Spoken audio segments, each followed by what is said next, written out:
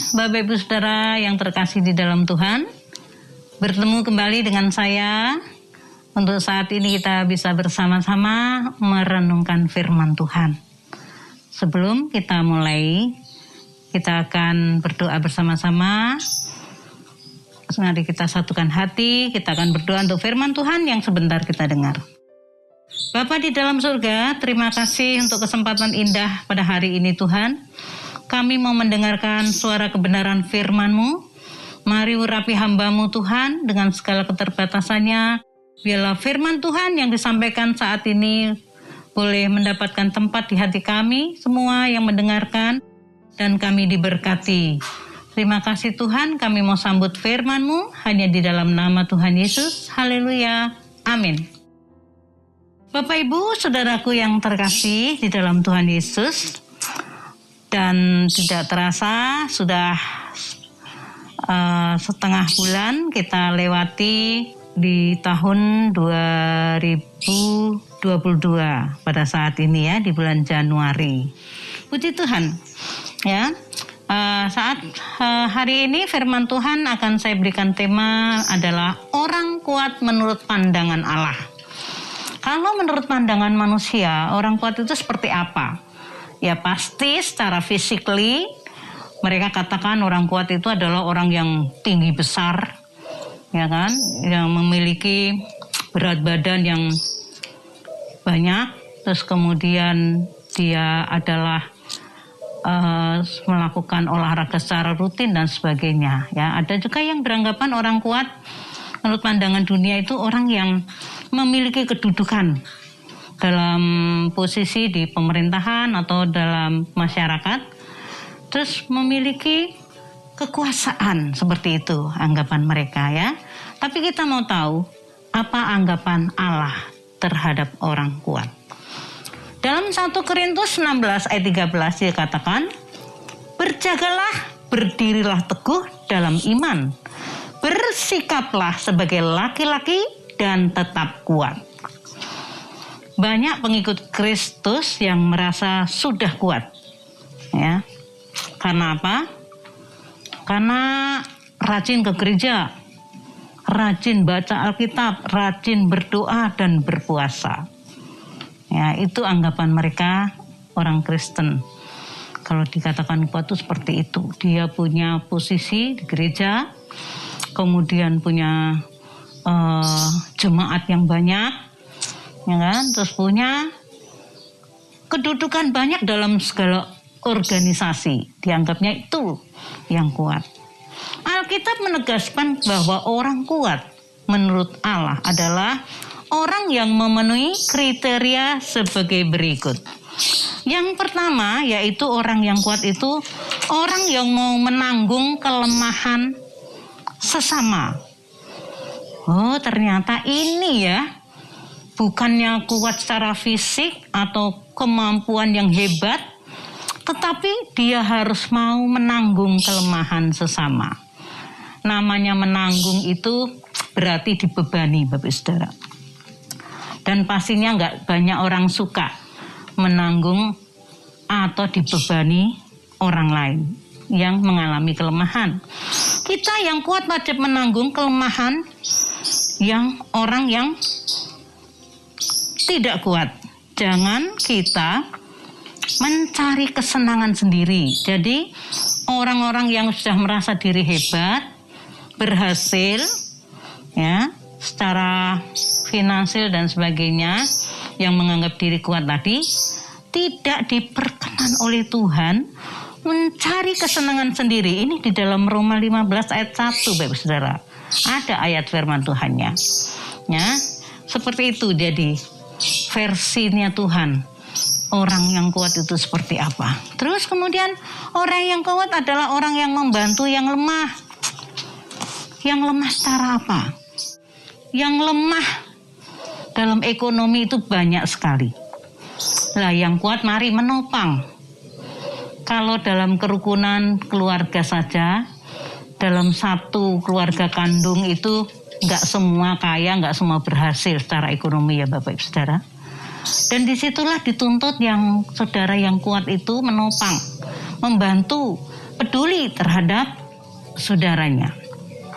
Kemudian juga meluas, bukan saja hanya saudara sebatas saudara kandung, tapi kita di dalam Kristus, dalam Tuhan punya saudara seiman. Mari yang kuat menopanglah yang lemah secara ekonomi, berikan bantuan dan kepedulian. Kemudian secara iman, mungkin Bapak Ibu Saudara orang yang kuat dalam Tuhan, artinya tahan menghadapi apapun ya, sudah secara rohani sudah maju. Nah, yang lemah biasanya gampang putus asa, gampang mundur dan apatis terhadap firman Tuhan. Nah, di sini peran kita sebagai anak Tuhan, mari bangkitkan iman mereka sehingga mereka kembali menyala-nyala di dalam Tuhan. Nah, itu Bapak Saudara. Kemudian yang kedua yaitu mengasihi Tuhan dan sesama. Orang yang kuat menurut pandangan Allah itu bukan untuk gagah-gagahan, bukan untuk dipamerkan kekuatannya, tetapi harus mengasihi Tuhan dan sesama. Dalam Lukas 10 ayat 27 dikatakan di sana, jawab orang itu, kasihilah Tuhan Allahmu dan dengan segenap hatimu dan dengan segenap jiwamu dan dengan segenap kekuatanmu dan dengan segenap akal budimu. Kasihilah sesamamu manusia seperti dirimu sendiri. Jadi orang yang kuat di dalam Tuhan itu orang yang mengasihi Tuhan secara total. Seluruh totalitas hidup. Ya, kita fokus kepada Tuhan. Kita berikan sesuatu yang terbaik buat Allah kita yang tertinggi, yang mulia. Apa yang kita berikan? Ya, waktu kita, tenaga kita, pikiran kita. Pendek kata, seluruh apa yang ingin kita persembahkan kepada Tuhan itu yang terbaik. Saat kita memuji Tuhan, saat kita beribadah, saat kita membaca firman-Nya, kita mau taati, patuhi perintah-perintah Tuhan. Nah, ini bukti bahwa kita mengasihi Tuhan secara total. Kemudian mengasihi sesama, tadi membantu yang lemah pada poin yang pertama. Seperti diri kita sendiri. Tidak ada orang yang tidak mengasihi dirinya sendiri, betul ya Bapak Ibu Saudara? Pasti semua itu merawat dirinya. Bagaimana supaya saya tetap sehat, tetap kelihatan penampilannya bagus dan sebagainya, merawat dirinya. Nah, seperti itulah ya juga yang harus kita lakukan kepada saudara-saudara kita yang lain. Orang yang kuat itu pasti taat terhadap perintah Tuhan, yaitu tadi mengasihi Tuhan dengan secara total dan juga mengasihi sesama. Nah, yang ketiga Bapak Saudara yaitu dapat menanggung berbagai kesukaran hidup. Ya, saat ini kita tahu bahwa hidup semakin sulit. Kesulitan semakin datang bertubi-tubi. Orang bekerja tidak semakin gampang. Mencari pekerjaan nggak mudah. Ya, usaha, dagang apapun juga kadang-kali dikatakan sepi. Ya, jadi memang banyak sekali kesukaran-kesukaran yang manusia hadapi. Sakit yang tidak kunjung sembuh. Kemudian biaya sekolah anak yang semakin tinggi, itu yang dirasakan ya. Di dalam 2 Korintus 12 ayat 10 di sana dikatakan, karena itu aku senang dan rela di dalam kelemahan, itu Paulus katakan, di dalam siksaan, di dalam kesukaran, di dalam penganiayaan dan kesesakan oleh karena Kristus, sebab jika aku lemah maka aku kuat. Inilah indahnya di dalam Tuhan. Paulus mengajarkan kepada kita, apapun dia rasakan, kesesakan, penderitaan, sebagai hamba Allah, Rasul Paulus tidak mengeluh, tidak menjadi lemah, tetapi dia katakan ketika itu menjadi kelemahan dia, justru disitulah kekuatannya, karena Kristus yang memberikan kekuatan. Dalam Filipi 4 juga ayat 13 dikatakan, segala perkara dapat kutanggung di dalam Dia yang memberikan kekuatan kepadaku. Bapak Ibu Saudara, kalau kita sungguh-sungguh melekat kepada Tuhan, sungguh-sungguh mengasihi Tuhan, dan sungguh-sungguh kita menghormati Allah Bapa kita di dalam Yesus Kristus, maka namanya kesulitan itu bukan sesuatu yang menakutkan. Karena kita tahu di balik itu semuanya, pengiringan kita kepada Tuhan, kita menghadapi sesuatu kita bisa tahan. Ya, aniaya apapun kita juga bisa tahan melewatinya. Maka dikatakan ya, Dia memberikan kekuatan. Ya, Allah dalam Yesus Kristus pasti memberikan kekuatan kepada kita. Jadi saat ini Bapak Saudara, jikalau kita saat ini, hari-hari ini menghadapi tantangan hidup yang begitu berat, pergumulan yang kita anggap mungkin sebagai badai yang besar, jangan kita menjadi takut, ciut hati, atau lemah. Mari terus perkuat hubungan intim kita dengan Tuhan. Kita cari Tuhan, cari wajah-Nya. Kita berserah penuh kepada Tuhan. Jangan andalkan kekuatan kita sendiri, tapi andalkan Tuhan. Karena apa? Dikatakan yang mengandalkan Tuhan itu diberkati. Diberkati kesehatanmu, diberkati usahamu, diberkati rumah tanggamu, diberkati seluruh aspek hidupmu. Bahkan pelayanan sekalipun kita sebagai anak-anak Tuhan yang melayani. Jika kita mengandalkan Tuhan, Tuhan akan memakai kita dengan pengurapan yang luar biasa. Amin. Kemudian yang keempat, Bapak Saudara, yang kuat di dalam Tuhan yaitu yang mau mematikan keinginan daging. Keinginan hidup manusia itu banyak. Ingin ini, ingin itu, ingin ini, ingin itu. Tapi itu bukan kebutuhan, ya kan? Jadi kita harus bisa memilah mana yang merupakan kebutuhan atau keinginan. Dan kalau kita mengikuti keinginan daging, Bapak Saudara, maka orang gak ingin takut sama Tuhan, gak ingin melakukan perintah-perintahnya, gak ingin datang beribadah, gak ingin berdoa, gak ingin baca Alkitab. Maunya seenak saya sendiri, ya, mau santai-santai, mau malas-malas, gak mau bekerja. Ini menuruti keinginan daging, ya. Daging itu memang lemah, tapi roh itu penurut. Jadi kita harus kalahkan kedagingan. Kita bangkitkan roh kita. Kita hidup dalam semangat bersama Tuhan.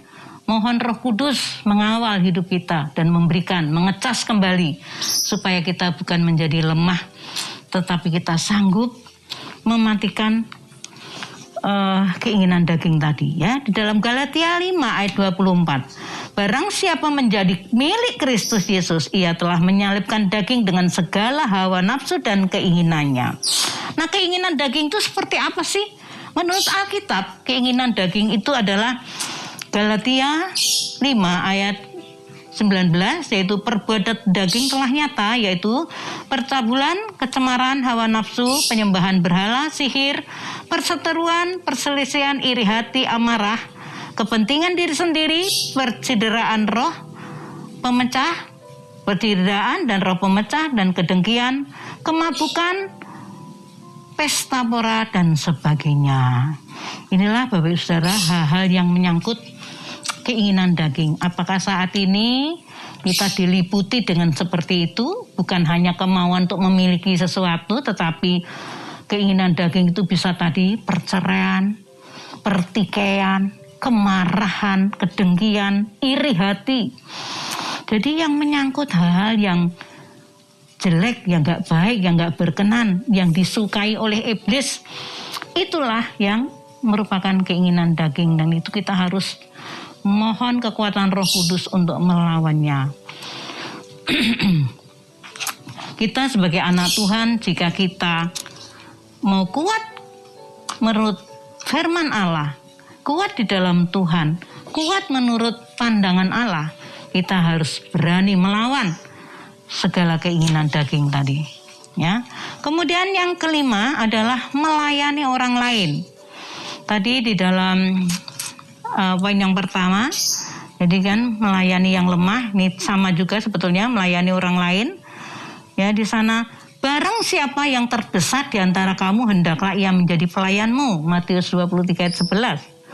Jadi kita mau menjadi orang yang suka melayani saudara kita, ya. Jangan kita menjadi orang yang maunya dilayani. Sebagai jemaat Tuhan, saya ingin berpesan, kita harus tetap menjadi dewasa. Ya, jangan apa-apa maunya dilayani. Ya, nggak sakit rasa nggak enak badan sedikit, nggak mau datang ke gereja. Terus pengennya dibesuk, dikunjungin. Kalau nggak ngambek.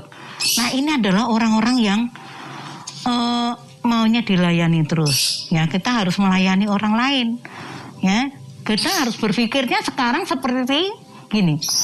Siapa ya yang saat ini sedang undur dari Tuhan? Siapa ya yang saat ini mau saya bawa kepada Tuhan? Siapa ya yang saat ini ingin saya kenalkan dengan Yesus Kristus? Harus ada pemikiran seperti itu sehingga banyak jiwa diselamatkan. Bukan bagaimana saya dilayani, bagaimana saya mendapat perhatian. Itu sudah nggak zamannya lagi. Kita harus mulai berpikir yang menjadi Kristen yang benar-benar dewasa, jadi memikirkan keselamatan orang lain. Kemudian juga ada hamba Tuhan. Ya, hamba Tuhan memang dia punya kedudukan yang bagus, punya kendaraan yang bagus. Nah, setiap kali datang melayani, datang ke rumah Tuhan, turun dari mobil, maunya ada yang menjemput, ada yang membawakan tasnya, ya kan? Ada yang menuntun ke depan menyediakan kursinya. Itu adalah hamba Tuhan yang bermental bos. Jadi nggak ada lagi sekarang hamba Tuhan itu seperti itu. Karena kita diminta oleh Tuhan untuk melayani orang lain. Bukan maunya dilayani, sudah jadi hamba Tuhan, pendeta besar, tapi masih tetap aja punya mental bos. Ya, yang harus selalu dilayani, diperlakukan spesial dan istimewa. Itu sudah harus mulai ditinggalkan. Mari kita pikirkan hamba-hamba Tuhan yang di kampung-kampung, yang di pelosok-pelosok, mereka jalan kaki, mereka jalan di tempat-tempat yang becek demi jiwa-jiwa, kunjungin satu-satu. Tapi yang di kota besar sudah di tempat zona nyaman, maunya terus dilayani. Nah, ini bukan hamba Tuhan menurut pandangan Allah, bukan orang kuat menurut pandangan Allah. Jadi Anda masih lemah jika hal itu masih dilakukan. Ya, Bapak Ibu Saudaraku yang terkasih, saat ini kita harus juga menjadi orang kuat menurut versinya Allah itu, yaitu mengampuni terus-menerus. Ya. Di dalam Matius 18 ayat 21 itu sampai seterusnya, di sana dikatakan, kemudian datanglah Petrus dan berkata kepada Yesus, Tuhan, sampai berapa kali aku harus mengampuni saudaraku jika ia berbuat dosa terhadap aku? Ya, sampai 7 kali katanya. Ya, tapi Tuhan katakan apa? Bukan aku berkata kepadamu, bukan sampai 7 kali, melainkan sampai 70 kali, 7 kali. Luar biasa ya Bapak Saudara. Kita tahu bahwa 1 jam itu berapa menit.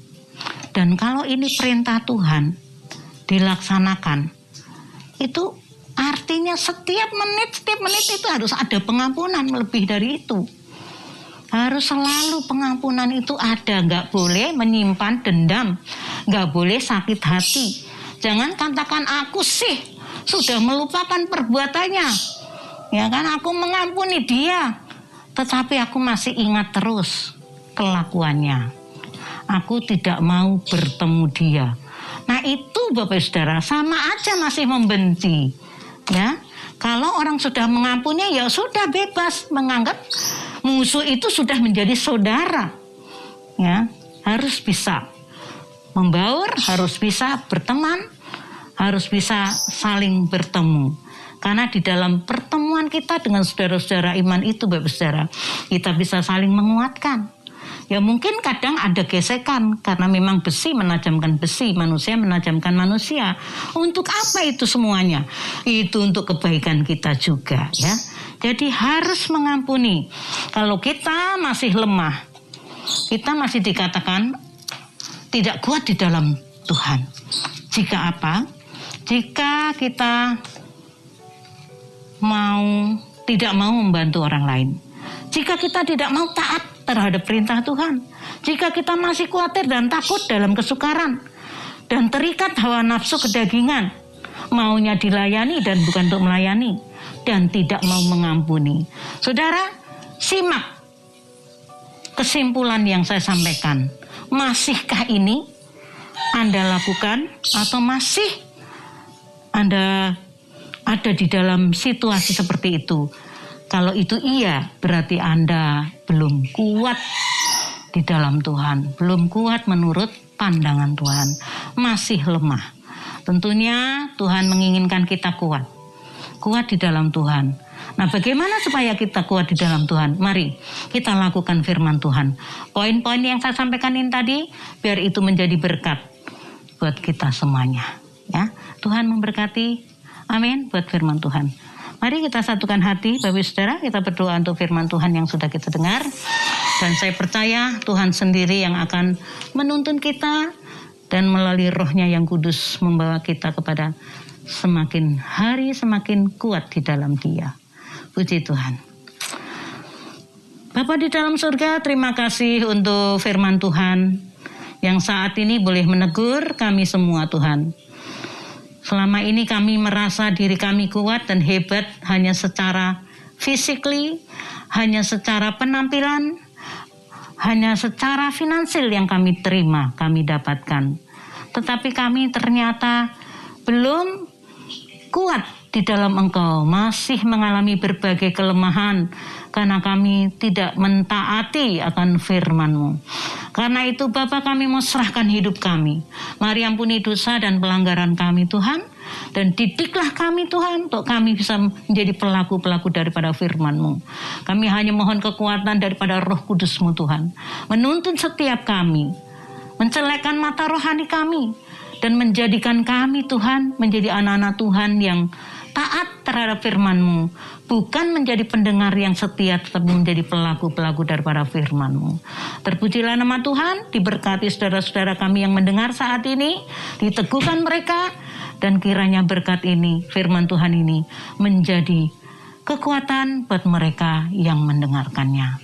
Terpuji nama-Mu Tuhan, di dalam nama Tuhan Yesus, kami sudah berdoa dan mengucap syukur. Haleluya. Amin.